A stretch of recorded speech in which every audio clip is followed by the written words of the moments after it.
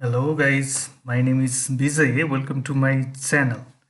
This is the tutorial in Java programming. In this tutorial, we are gonna discuss about switch statement in Java. Okay.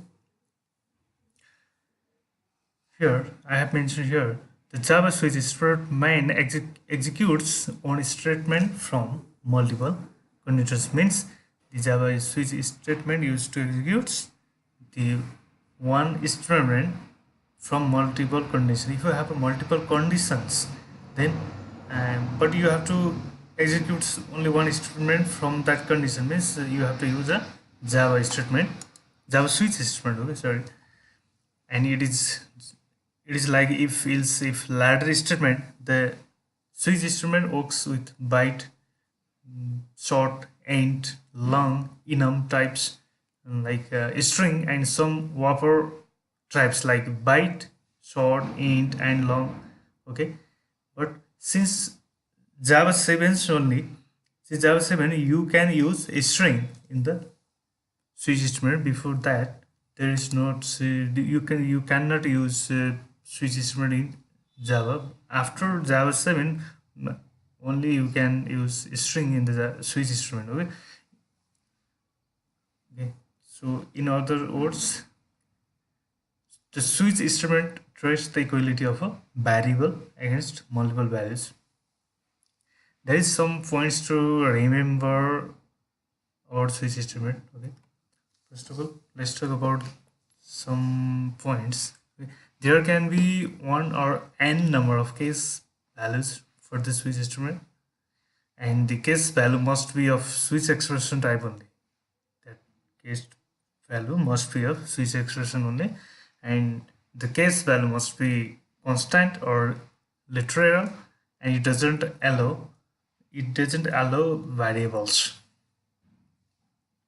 Like case value must be unique. Okay? And in case of duplicate value, it renders compile time errors. And Java switch expression must be of byte, short, int, long, enum and string. I already mentioned it. Okay, this is also important.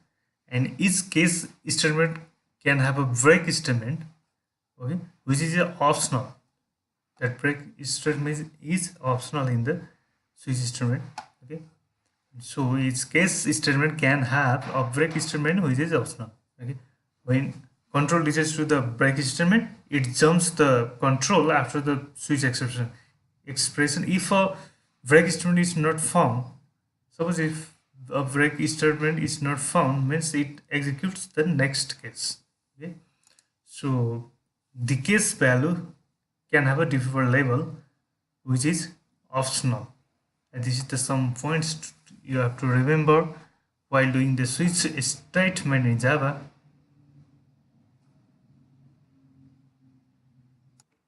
Okay, now let's see the syntax of switch expression.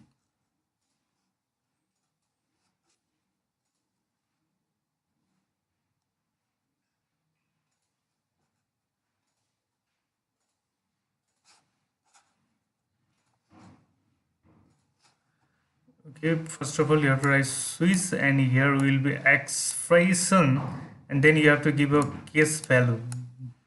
Okay, and your code will be executed here. Okay, there is a break statement that is optional. Okay, and if you have to give more values, you have to give to multiple values, then just copy it from this value like case value, and change the value name here like case value, and same your code will be executed here.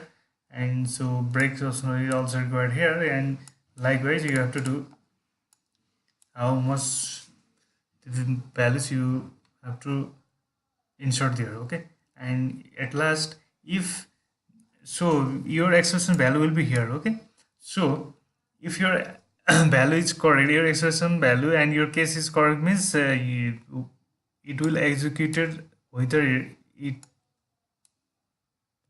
founds like in value 1. Suppose I am giving the value name is 10. Okay, so I am putting here 10, and here will be 20. So if I give the initial value is 10, means it will be execute this case.